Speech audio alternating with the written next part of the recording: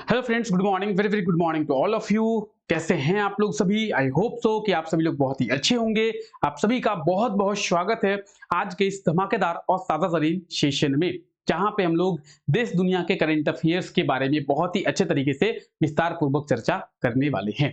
चलिए क्लास को शुरू करते हैं। आज है 28 फरवरी और 28 फरवरी तक देश दुनिया में जो भी करंट अफेयर्स बने हैं वो सभी करंट अफेयर्स आज हम लोग इस क्लास में देखने वाले हैं। ये क्लास सभी एग्जाम्स के लिए बेनिफिशियल रहेगा। तो आप किसी भी एग्जाम की तैयारी कर रहे हैं, ये क्लास सभी एग्जाम्स के लिए बेनिफिशियल रहेगा, क्योंकि सभी एग्जाम्स में करंट अफेयर्स के क्वेश्चंस देखने को जरूर मिलते हैं।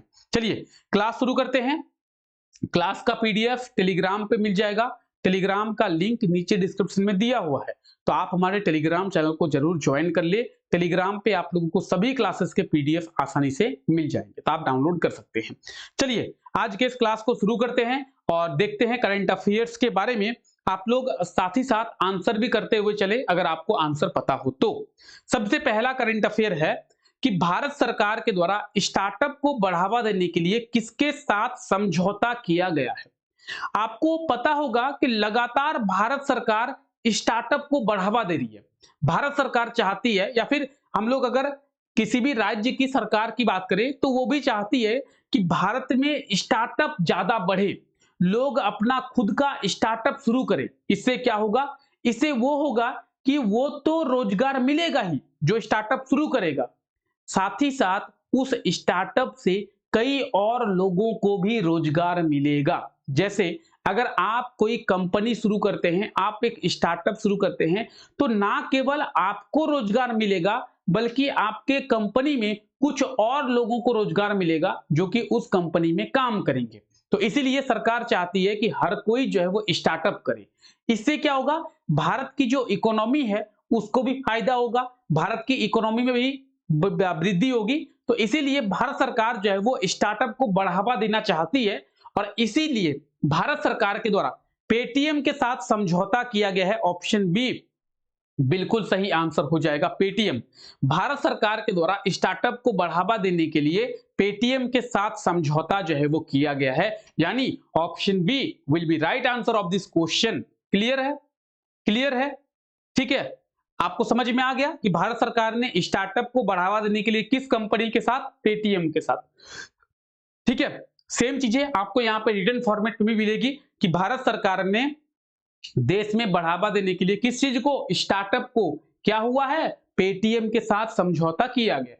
पेटीएम आप लोग भी यूज करते होंगे। आज के टाइम पे मैक्सिमम लोग पेटीएम यूज करते हैं, आप लोग भी पेटीएम यूज करते होंगे। क्या आपको पेटीएम के फाउंडर का नाम पता है? पेटीएम का खोज किसने किया था, या फिर पेटीएम की जो शुरुआत है वो किसने की थी? तो पेटीएम के फाउंडर कौन है? विजय शेखर शर्मा पेटीएम के फाउंडर है। अगर एग्जाम में आप लोग पूछ ले कि पेटीएम के फाउंडर कौन है, पेटीएम की शुरुआत किन के द्वारा की गई थी, तो पेटीएम जो कि आप लोग यूज करते हैं उनके फाउंडर का नाम भी याद रखें, विजय शेखर शर्मा जो है वो पेटीएम के फाउंडर हैं। ठीक है, समझ में आ गई? क्लियर है? ठीक है। ओडीआई, ओडीआई का मतलब क्या होता है? One day international. आप लोग क्रिकेट देखते होंगे तो आपको ओडीआई के बारे में पता होगा। ओडीआई में सबसे तेज 50 विकेट लेने वाले पहले गेंदबाज कौन बने हैं, यानी ओडीआई में पहले बॉलर कौन बने हैं जिन्होंने सबसे तेज 50 विकेट लिया है। अभी अगर हम लोग पिछले क्लास की बात करें तो पिछले क्लास में हम लोग देखे थे कि ओडीआई में सबसे तेज 14,000 रन बनाने वाले पहले खिलाड़ी कौन बने थे। तो हम लोग उस क्लास में डिस्कस किए थे कि विराट कोहली ओडीआई में वनडे इंटरनेशनल में सबसे तेज 14,000 रन बनाने वाले क्या बने थे? खिलाड़ी बने थे, क्रिकेट खिलाड़ी। ठीक है, अब है कि ओडीआई में 50 विकेट लेने वाले सबसे तेज गेंदबाज कौन बने हैं, तो वो बने हैं जोफ्रा आर्चर। इंग्लैंड के ये स्पीड बॉलर है, इंग्लैंड के तेज गेंदबाज है जोफ्रा आर्चर, और ये ओडीआई में 50 विकेट लेने वाले सबसे तेज गेंदबाज बन गए हैं, यानी option A will be right answer of this question. ठीक है, अगर हम लोग जोफ्रा आर्चर की बात करें, ठीक है, अभी आप लोगों को पता होगा चैंपियंस ट्रॉफी चल रहा है, और चैंपियंस ट्रॉफी में ये रिकॉर्ड बन रहा है। चैंपियंस ट्रॉफी में ही जहां पे इंडिया पाकिस्तान का मैच हुआ उसमें विराट कोहली ने सबसे तेज 14,000 रन पूरे किए। अब इंग्लैंड और वेस्ट इंडीज का मैच हुआ है और इंग्लैंड और वेस्ट इंडीज के मैच में जोफ्रा आर्चर 50 विकेट लेने वाले सबसे तेज गेंदबाज बन गए हैं। ठीक है, जोफ्रा आर्चर की बात करें तो ये है जोफ्रा आर्चर और ये जो है 50 विकेट लेने वाले सबसे तेज गेंदबाज बने हैं। तो किसके खिलाफ जी? West Indies. किसके खिलाफ? West Indies. ठीक है, अगर विराट कोहली का पूछ ले कि सबसे तेज 14,000 रन विराट कोहली ने किसके खिलाफ में पूरी की है, तो पाकिस्तान। किसके खिलाफ में? पाकिस्तान। तो ये सब भी आप लोगों को याद रखना है। ठीक है, मैं आपको फिर से कह देता हूं, क्लास का पीडीएफ टेलीग्राम पे मिलेगा। टेलीग्राम का लिंक नीचे डिस्क्रिप्शन में दिया हुआ है, तो आप टेलीग्राम को ज्वाइन करना ना भूलें। अच्छा, एक और चीज है, अब बात आई है अंबानी और अडानी। आप लोग अक्सर अंबानी और अडानी के बारे में सुनते ही होंगे। इनफैक्ट अगर आप लोग एग्जाम्पल भी देते होंगे तो आप देखे होंगे एग्जाम्पल भी अंबानी और अडानी का ही आप लोग देते होंगे। अंबानी और अडानी, ठीक है, क्या हुआ? अंबानी और अडानी के द्वारा 50,000 करोड़ निवेश करने की घोषणा कहां पे किया गया? यानी अंबानी भी 50,000 करोड़ इन्वेस्ट करेगा और अडानी भी 50,000 करोड़ इन्वेस्ट करेगा। तो कहां पे करेगा sir? What will be the right answer sir? क्या होगा सही answer? The right answer will be option B, Assam. क्या होगा? आसाम। क्या होगा? आसाम। आसाम में क्या होगा कि आसाम में अडानी, अंबानी और टाटा तीनों जो है वो इन्वेस्ट करेगी। अंबानी 50,000 करोड़, अडानी 50,000 करोड़ और टाटा जो है वो 25,000 करोड़ का इन्वेस्टमेंट आसाम में करेगी। ठीक है, तो इस चीज को आप लोग याद रखेंगे। क्लियर? आइए बात करते हैं। अभी आपको पता होगा कि पीएम मोदी के द्वारा एडवांटेज आसाम 2.0 शुरू किया गया।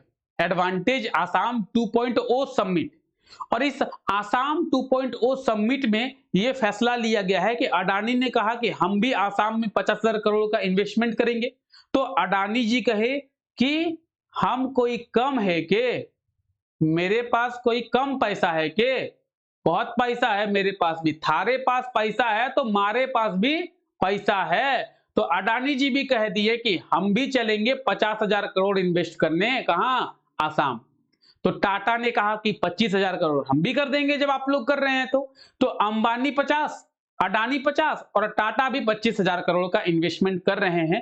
यानी आसाम में इन तीन कंपनी के द्वारा लगभग जो है वो 1,25,000 करोड़ का इन्वेस्टमेंट हो रहा है। ठीक है, तो इस चीज को आप लोग याद रखें। हमारे टाटा भी अंबानी से कम है के? ठीक है, आसाम की बात करेंगे तो ये आप आसाम देख सकते हैं। ठीक है, मैप में भी आप लोगों को पता होना चाहिए कि कहां पे मैप में आसाम है। ठीक है, अगर हम लोग आसाम की बात करेंगे तो आपको पता होगा कि आसाम के कैपिटल क्या है? दिसपुर। ठीक है, आसाम की कैपिटल क्या है? दिसपुर। लेकिन सभी लोग आसाम में गुवाहाटी को जानते हैं क्योंकि आसाम में गुवाहाटी बहुत ज्यादा फेमस है। तो ये आप आसाम का मैप देख रहे हैं। आसाम जो है वो नॉर्थ ईस्ट इंडिया में आता है। ठीक है, भारत के नॉर्थ ईस्ट पार्ट में है और आसाम सेवन सिस्टर का पार्ट है। मैं आपको बता दूं, आसाम सेवन सिस्टर का पार्ट है। सिक्किम जो है वो सेवन सिस्टर का पार्ट नहीं होता है, लेकिन कई बार एग्जाम में पूछा जाता है कि इनमें से कौन सा ऐसा स्टेट है जो कि सेवन सिस्टर का पार्ट नहीं है। आसाम है सेवन सिस्टर का पार्ट, सिक्किम नहीं है। अच्छा, आसाम की कैपिटल तो पता ही होगी सभी को, दिसपुर। आसाम के सीएम भी पता होंगे सभी को, हेमंता बिश्व शर्मा। लक्ष्मण प्रसाद जो है वो आसाम के गवर्नर हैं। तो इन सब चीजों को आप लोगों को याद रखना है। ये सब नॉर्मल सी चीजें हैं। ठीक है, कैपिटल, गवर्नर, सीएम, ये सब चीजें आपको याद होनी चाहिए। आइए आगे बात करते हैं। कौन से स्टेट के द्वारा गांव की सड़कों को सुधार करने के लिए प्रगति पथ योजना शुरू किया गया? अच्छा, ये पूछा रहा है कि कौन सा ऐसा स्टेट है, कौन सा ऐसा राज्य है जिसमें गांव की सड़कों को सुधार करने के लिए प्रगति पथ योजना शुरू किया गया। अच्छा, गांव में कैसी सड़क होती है ये आप लोग बहुत अच्छे से जानते होंगे। आप लोगों से भली भांति कौन जानता होगा गांव की सड़क कैसी होगी? आपके गांव की सड़क कैसी है? कमेंट बॉक्स में कमेंट करके जरूर बताएं, क्योंकि अगर मेरे गांव की सड़क की बात की जाए तो कतई बदतर स्थिति है मेरे गांव के सड़क की। अब आपके गांव की सड़क, देखिए, हो सकता है कि आप रांची में रहते होंगे, आप शहर में रहते होंगे, लेकिन आपका जो गांव है, उस गांव में जहां पे आपका घर है, उस गांव में आपकी सड़क कैसी है एक बार कमेंट करके बताएंगे। तो गांव में सड़क की स्थिति को सुधारने के लिए प्रगति पथ योजना जो है वो शुरू किया गया है। और मेरा मानना यह है कि सभी सरकार को यह शुरू करना चाहिए, सभी राज्यों को शुरू करना चाहिए। अब यह शुरू किया गया है कर्नाटक सरकार के द्वारा। कर्नाटक में जो गांव है, उन गांव में सड़क की स्थिति को सुधारने के लिए कर्नाटक में प्रगति पथ योजना जो है वो शुरू की गई है। Option A will be right answer. ठीक है, तो सेम चीजें रिटर्न फॉर्मेट में दी हुई है, तो आप बहुत अच्छे से अपने नोट्स जो है खुद ही बना सकते हैं। अगर हम लोग कर्नाटक की बात करें तो मैप आप देख ही पा रहे हैं कि यह है मैप में कर्नाटक। और कर्नाटक की अगर हम लोग कैपिटल की बात करें तो आप सभी को कर्नाटक के कैपिटल के बारे में पता ही होगा कि कर्नाटक का कैपिटल क्या है। बताएंगे कर्नाटक का कैपिटल क्या है? क्या है जी?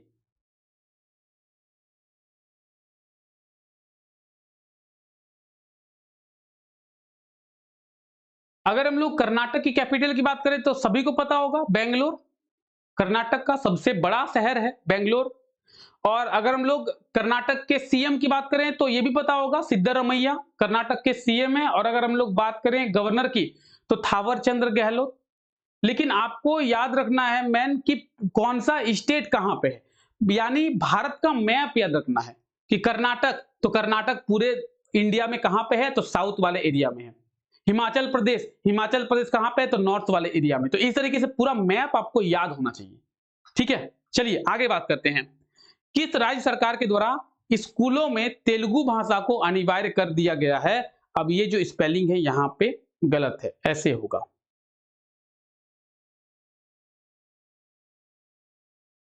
ठीक है, कि कौन से स्टेट गवर्नमेंट के द्वारा स्कूल में तेलुगु लैंग्वेज को मैंडेटरी कर दिया गया है, तेलुगु भाषा को अनिवार्य कर दिया गया है? तो ये सही आंसर होगा इसका तेलंगाना। क्या सही आंसर होगा? तेलंगाना। तेलंगाना सरकार के द्वारा, अच्छा तेलंगाना की कैपिटल क्या है जी? हैदराबाद। तेलंगाना की कैपिटल क्या है? हैदराबाद। आगे हम लोग तेलंगाना के बारे में बात करेंगे। तेलंगाना सरकार के द्वारा तेलंगाना में जितने भी स्कूल्स हैं वहां पे तेलुगु लैंग्वेज को, तेलुगु भाषा को अनिवार्य कर दिया गया है। ठीक है, ये याद रखें। ये अब आप मैप में तेलंगाना देख पा रहे हैं, ये जो आप भारत का मैप देख रहे हैं ये है तेलंगाना। तेलंगाना की अगर हम लोग बात करें तो तेलंगाना की स्थापना, यानी कह सकते हैं कि तेलंगाना का निर्माण 2014 में किया गया था। तेलंगाना का निर्माण 2014 में किया गया था।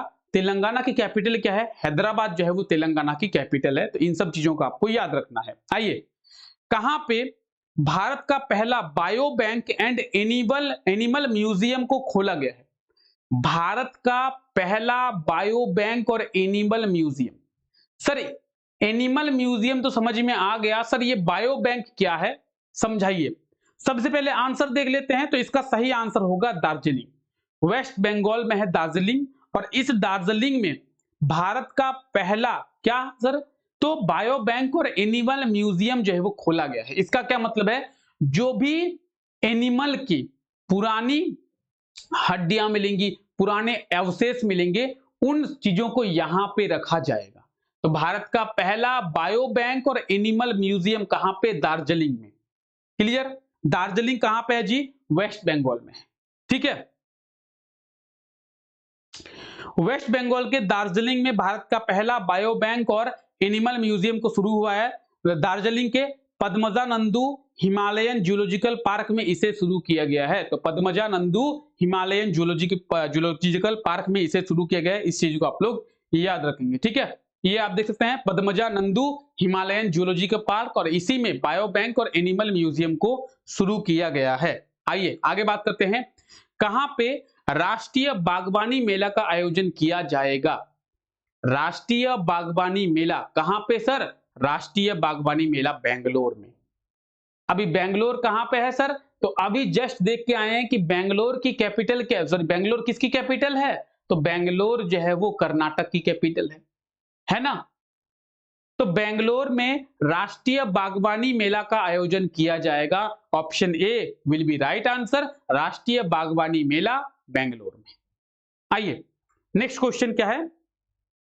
हाल ही में अनिल जोशी का निधन हुआ है, वो किस क्षेत्र से संबंधित थे?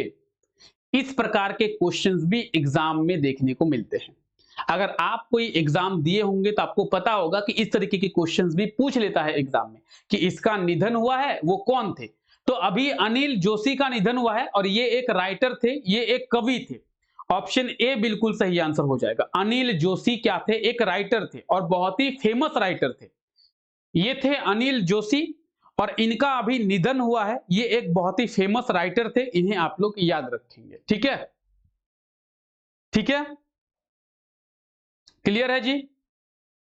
तो ये कुछ करंट अफेयर्स थे जो कि आज के इस क्लास में बताया गया। इसी तरीके से आप मेरे साथ रोजाना सुबह 6 बजे जुड़ सकते हैं, जहां पे आप देश दुनिया के इंपॉर्टेंट करंट अफेयर्स को समझ पाएंगे।